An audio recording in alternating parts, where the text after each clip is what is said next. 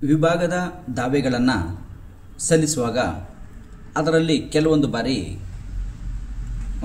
ತಾತ್ಕಾಲಿಕ ನಿರ್ಬಂಧಕಾಜ್ಞೆಗಳನ್ನು ತರಬೇಕಾಗಿ ಬರ್ಬೋದು. ಅಂದರೆ ಟೆಂಪ್ರರಿ ಇಂಜೆಕ್ಷನ್ ಆರ್ಡರ್ಗಳನ್ನು ತರಬೇಕಾಗಿ ಬರ್ಬೋದು.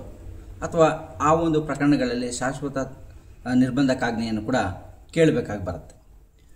ಸೊ ಯಾವ ಸಂದರ್ಭದಲ್ಲಿ ಯಾವ ರೀತಿಯ ಒಂದು ನಿರ್ಬಂಧಕಾಜ್ಞೆಗಳನ್ನು ತರಬೇಕಾಗತ್ತೆ, ಅಥವಾ ಒಬ್ಬರು ಒಂದು ಪಕ್ಷಕಾರರು ಅಥವಾ ಇನ್ನೊಂದು ಪಕ್ಷಕಾರರಾಗಲಿ ಅಥವಾ ಎರಡೂ ಪಕ್ಷಕಾರರಾಗಲಿ ಜಮೀನಿಗೆ ಅಥವಾ ಸೊತ್ತಿಗೆ ಹೋಗದಂತೆ ತಡೆಯಾಜ್ಞೆಯನ್ನು ತರಕ್ಕಾಗತ್ತಾ?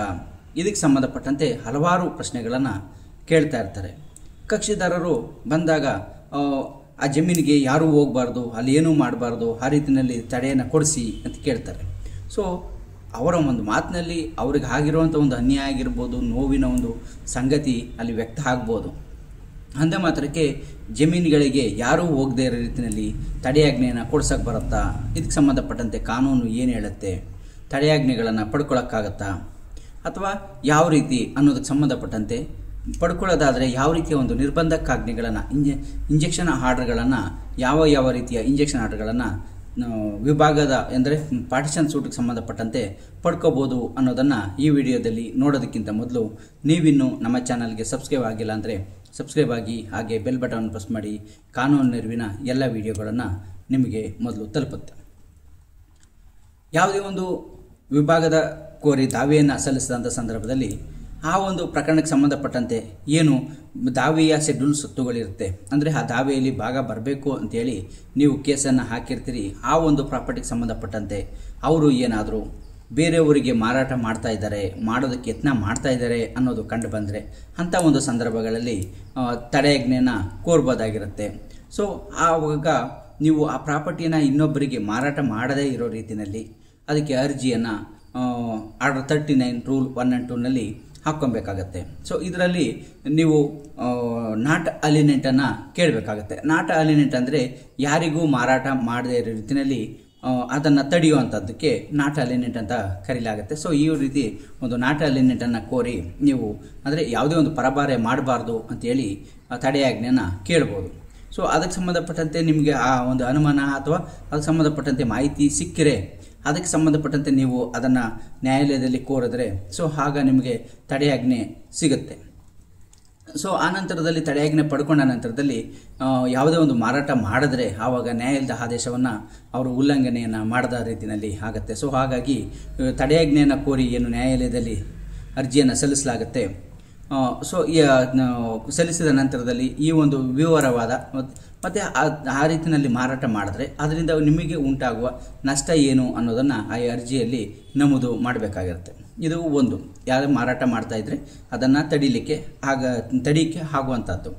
ಇನ್ನೊಂದು, ಅದರಲ್ಲಿ ಏನಾದರೂ ಬದಲಾವಣೆಗಳನ್ನು ಮಾಡ್ತಾ ಇದ್ದರೆ ಆ ರೀತಿಯಲ್ಲಿ ಅಂದರೆ ಆ ಒಂದು ಸ್ವತ್ತಿನ ಸ್ವರೂಪ ಏನಿರ್ತದೆ ಆ ಸ್ವರೂಪವನ್ನೇ ಬದಲಾವಣೆಯನ್ನು ಮಾಡ್ತಾ ಇದ್ದರೆ ಅಂತಹ ಸಂದರ್ಭದಲ್ಲಿ ಸೊ ಕೂಡ ತಡೆಯಾಜ್ಞೆಯನ್ನು ಕೇಳ್ಬೋದಾಗಿರುತ್ತೆ.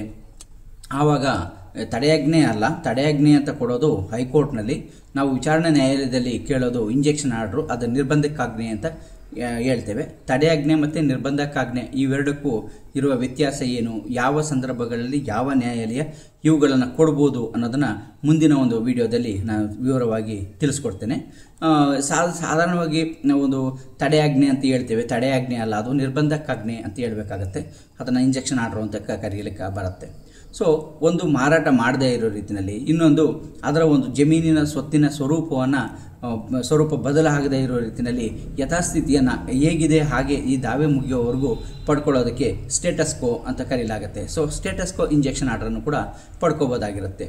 ಸೊ ಇದು ಯಾವ ಸಂದರ್ಭಗಳಲ್ಲಿ ಅಂದರೆ ಕೃಷಿ ಜಮೀನಿಗೆ ಸಂಬಂಧಪಟ್ಟಂತೆ ಬರೋದಿಲ್ಲ. ಆದರೆ ಯಾವುದೋ ಒಂದು ಸೈಟ್ ಆಗಿರ್ಬೋದು, ಮನೆ ಆಗಿರ್ಬೋದು, ಅಥವಾ ಕೃಷಿ ಜಮೀನು ಅಂತಂದರೆ ಅದನ್ನು ನಿವೇಶನಗಳಾಗಿ ಮಾಡುವಂಥದ್ದು ಅಥವಾ ಬದಲಾವಣೆ ಯಾವ ರೀತಿ ಸ್ಥಿತಿ ಇರ್ತದೆ ಅದನ್ನು ಬೇರೆ ರೀತಿ ಸ್ವರೂಪವನ್ನು ಬದಲಾವಣೆ ಮಾಡುವಂಥದ್ದು.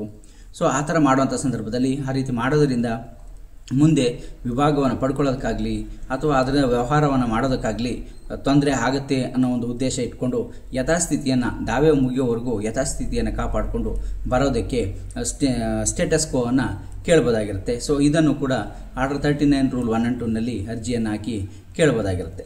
ಸೊ ಈ ಅರ್ಜಿಗಳನ್ನು ದಾವೆಯನ್ನು ಹೂಡಿದ ಪ್ರಾರಂಭದಲ್ಲೇ ಕೇಳಿದ್ರೆ ಏಕಪಕ್ಷೀಯ ಆದೇಶವನ್ನು ಕೂಡ ಪಡ್ಕೋಬೋದಾಗಿರುತ್ತೆ.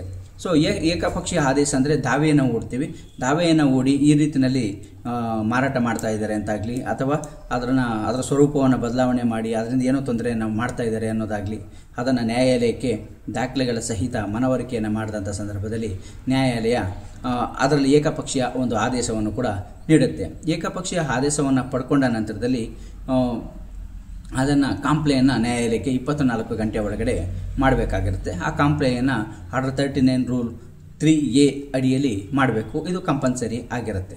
ಸೊ ಹಾಗಾಗಿ ಒಂದು ದಾವೆಯನ್ನು ಒಂದು ವಿಭಾಗದ ದಾವೆಯನ್ನು ಹಾಕಿದಂಥ ಸಂದರ್ಭದಲ್ಲಿ ಸ್ಟೇಟಸ್ಗೂ ಅಥವಾ ನಾಟ್ ಅಲಿನೆಂಟನ್ನು ಪಡ್ಕೋಬೋದು. ಆದರೆ ವ್ಯವಸಾಯದ ಜಮೀನು, ಕೃಷಿ ಜಮೀನುಗಳಿಗೆ ಸಂಬಂಧಪಟ್ಟಂತೆ ಅಲ್ಲಿ ಏನನ್ನೂ ಮಾಡಬಾರ್ದು, ಯಾವುದೇ ಒಂದು ವ್ಯವಸಾಯವನ್ನು ಮಾಡಬಾರ್ದು, ಅಥವಾ ಅಲ್ಲಿ ಯಾರೂ ಅಲ್ಲಿಗೆ ಹೋಗಬಾರ್ದು ಅಂತೇಳಿ ಆದೇಶವನ್ನು ಪಡ್ಕೊಳ್ಳೋದಕ್ಕೆ ಬರೋದಿಲ್ಲ. ನಾಟ್ ಇಂಟರ್ಫಿಯರನ್ನು ಕೇಳಲಿಕ್ಕೆ ಬರೋದಿಲ್ಲ. ಇದನ್ನು ನಾಟ್ ಇಂಟರ್ಫಿಯರ್ ಅಂತ ಹೇಳ್ತೀವಿ. ಅದನ್ನು ನಾವು ಸ್ವಾಧೀನದಲ್ಲಿ ಇದ್ದಂಥ ಸಂದರ್ಭದಲ್ಲಿ ಬೇರೆಯವರು ಅಲ್ಲಿಗೆ ಬರಬಾರ್ದು ಅಂತ ಕೇಳ್ಬೋದು. ಅಂದರೆ ಈಗ ಯಾವುದೊಂದು ಜಮೀನುಗಳಿರ್ತದೆ, ಅದಕ್ಕೆ ಅದರ ವ್ಯವಸಾಯವನ್ನು ಇನ್ನೊಂದು ಮಾಡ್ತಾ ಇರ್ತೀವಿ, ಆ ಸ್ವತ್ತುಗಳಲ್ಲಿ ನಾವು ಇರ್ತೀವಿ. ದಾವೆಯನ್ನು ಹಾಕದಂಥ ಸಂದರ್ಭದಲ್ಲಿ ಅದಕ್ಕೆ ಪ್ರತಿವಾದಿಗಳಾಗಿರ್ಬೋದು, ಅಥವಾ ಪ್ರತಿವಾದಿಗಳು ಇರುವಂಥ ಸ್ವಾಧೀನದಲ್ಲಿ ಇರುವಂಥ ಸ್ವತ್ತಿಗೆ ವಾದಿಗಳು ಅದಕ್ಕೆ ಬಂದು ತೊಂದರೆಯನ್ನು ಕೊಡ್ತಾ ಇದ್ದಂಥ ಸಂದರ್ಭದಲ್ಲಿ ಅವಾಗ ನಾಟ್ ಇಂಟರ್ಫಿಯರನ್ನು ಕೇಳ್ಬೋದು. ಸೊ ಆದರೆ ಅಲ್ಲಿ ಯಾರೇ ಪಕ್ಷಕಾರರು ಅಲ್ಲಿಗೆ ಹೋಗಬಾರ್ದು, ಅಲ್ಲಿ ಯಾವುದೇ ಒಂದು ವ್ಯವಸಾಯವನ್ನು ಮಾಡಬಾರ್ದು ಅಂತೇಳಿ ಕೇಳಲಿಕ್ಕೆ ಬರೋದಿಲ್ಲ. ಯಾಕೆ ಅಂತಂದರೆ ಅಲ್ಲಿ ಬೆಳೆಯುವಂಥ ಬೆಳೆ ಏನಿರ್ತದೆ ಅದು ಅವರ ಕುಟುಂಬಕ್ಕೆ ಮಾತ್ರ ಉಪಯೋಗಿಸೋದಿಲ್ಲ, ಅದು ಸಾರ್ವಜನಿಕವಾಗಿ ರಾಷ್ಟ್ರೀಯ ಆಹಾರ ಭದ್ರತೆಯ ಒಂದು ದೃಷ್ಟಿಯಿಂದ ಅದನ್ನು ನೋಡಬೇಕಾಗಿ ಬರುತ್ತೆ. ಸೊ ಹಾಗಾಗಿ ಆ ರೀತಿಯಲ್ಲಿ ಪ್ರತಿ ಜಮೀನಿಗೂ ಅಲ್ಲಿ ಯಾರೂ ಇಂಟರ್ಫಿಯರ್ ಆಗಬಾರ್ದು, ಅಲ್ಲಿಗೆ ಯಾರೂ ಹೋಗಬಾರ್ದು, ಅಲ್ಲಿ ಯಾವುದೇ ಒಂದು ವ್ಯವಸಾಯವನ್ನು ಮಾಡಬಾರ್ದು ಅಂತೇಳಿ ಪ್ರತಿ ದಾವೆಯಲ್ಲೂ ಕೊಡ್ತಾ ಹೋದರೆ ನ್ಯಾಯಾಲಯ ದೇಶದಾದ್ಯಂತ ಇರುವ ಎಲ್ಲ ಜಮೀನುಗಳು, ಅಂದರೆ ವಿವಾದಿತ ಜಮೀನುಗಳಲ್ಲಿ ವ್ಯವಸಾಯವನ್ನೇ ಮಾಡಲಿಕ್ಕೆ ಆಗೋದಿಲ್ಲ, ಅಲ್ಲಿ ಬೆಳೆಯನ್ನೇ ಬೆಳೆಯೋಕ್ಕಾಗೋದಿಲ್ಲ. ಸೊ ಅಂಥ ಸಂದರ್ಭದಲ್ಲಿ ರಾಷ್ಟ್ರೀಯ ಒಂದು ಹಿತದೃಷ್ಟಿಯಿಂದ ನೋಡೋದಾದರೆ ಆವಾಗ ಆಹಾರದ ಬೆಳೆ ಬರುವಂಥದ್ದು ಏನಿರ್ತದೆ ಅದು ಕಡಿಮೆಯಾಗಿ ಆಹಾರದ ಭದ್ರತೆಗೆ ಧಕ್ಕೆ ಉಂಟಾಗುತ್ತೆ. ಸೊ ಹಾಗಾಗಿ ಈ ಉದ್ದೇಶ ಇಟ್ಕೊಂಡು ಕೃಷಿ ಜಮೀನಲ್ಲಿ ವ್ಯವಸಾಯವನ್ನು ಮಾಡೋದು ಅಥವಾ ಬೆಳೆಯನ್ನು ಬೆಳೆಯೋದನ್ನು ನಿರ್ಬಂಧಿಸೋದಕ್ಕೆ ಬರೋದಿಲ್ಲ. ಹಾಗಾಗಿ ಆ ರೀತಿಯಲ್ಲಿ ಯಾವುದೇ ಒಂದು ನಿರ್ಬಂಧಕಾಜ್ಞೆಯನ್ನು ಪಡ್ಕೊಳ್ಳೋದಕ್ಕೆ ಬರೋದಿಲ್ಲ. ಆದರೆ ನೀವು ಸ್ವಾಧೀನದಲ್ಲಿ ಇದ್ದರೆ, ಅಂದರೆ ನೀವು ವಾದಿಗಳಾಗಿದ್ದು ಪ್ರತಿವಾದಿಗಳು ಬಂದು ಅಲ್ಲಿ ನೀವು ಕೆಲಸ ಮಾಡೋದಕ್ಕೆ ಅಡ್ಡಿಯನ್ನು ಪಡಿಸ್ತಾ ಇದ್ದರೆ ಆವಾಗ ಅವರು ನಿಮ್ಮ ಜಮೀನಿಗೆ ಬರದೇ ಇದ್ದಂತೆ ನಿರ್ಬಂಧಕಾಜ್ಞೆಯನ್ನು ಪಡ್ಕೋಬೋದು. ಅಥವಾ ನೀವು ಪ್ರತಿವಾದಿಗಳಾಗಿದ್ದು ವಾದಿಗಳು ನಿಮಗೆ ತೊಂದರೆಯನ್ನು ಕೊಡ್ತಾ ಇದ್ದರೆ ಆವಾಗ ನೀವು ಆರ್ಡರ್ 39 ರೂಲ್ 1 and 2ನಲ್ಲಿ ಅರ್ಜಿಯನ್ನು ಸಲ್ಲಿಸಿ ಅವರು ನಿಮಗೆ ಬಂದು, ಅಂದರೆ ದಾವೆ ಮುಗಿಯೋವರೆಗೂ ಯಾವುದೇ ಒಂದು ತೊಂದರೆಯನ್ನು ಕೊಡದೇ ಇದ್ದಂಗೆ ನಾಟ್ ಇಂಟರ್ಫಿಯರ್ ಅಂತ ಕೇಳಿ ನೀವು ಅರ್ಜಿಯನ್ನು ಪಡ್ಕೋಬೋದು. ಸೊ ಹಾಗಾಗಿ ಒಂದು ವಿಭಾಗದ ದಾವೆಯಲ್ಲಿ ಪ್ರಮುಖವಾಗಿ ಈ ಒಂದು 3 ಇಂಜೆಕ್ಷನ್ ಆರ್ಡರ್ಗಳನ್ನು ಪಡ್ಕೋಬೋದು. ಒಂದು ಸ್ಟೇಟಸ್ಕೋ, ಒಂದು ನಾಟ್ ಅಲಿನೆಂಟ್, ಒಂದು ನಾಟ್ ಇಂಟರ್ಫಿಯರ್. ಇಷ್ಟು ಪ್ರಮುಖವಾಗಿ ಪಡ್ಕೊಳ್ಳೋವಂಥದ್ದು ಆಗಿರುತ್ತೆ. ಆದರೆ ವ್ಯವಸಾಯವನ್ನೇ ಮಾಡಬಾರ್ದು, ಅಲ್ಲಿ ಯಾರೂ ಹೋಗಲೇಬಾರ್ದು ಇವು 2 ಪಕ್ಷಕಾರರು ಅಂತೇಳಿ ಆ ರೀತಿಯಲ್ಲಿ ಯಾವುದೇ ಒಂದು ಇಂಜೆಕ್ಷನ್ ಆರ್ಡರ್ ಅಂದರೆ ನಿರ್ಬಂಧಕಾಜ್ಞೆಯನ್ನು ಪಡ್ಕೊಳ್ಳೋದಕ್ಕೆ ಬರೋದಿಲ್ಲ ಅನ್ನೋದನ್ನು ಈ ಮೂಲಕ ಸ್ಪಷ್ಟಪಡಿಸಲಾಗಿದೆ.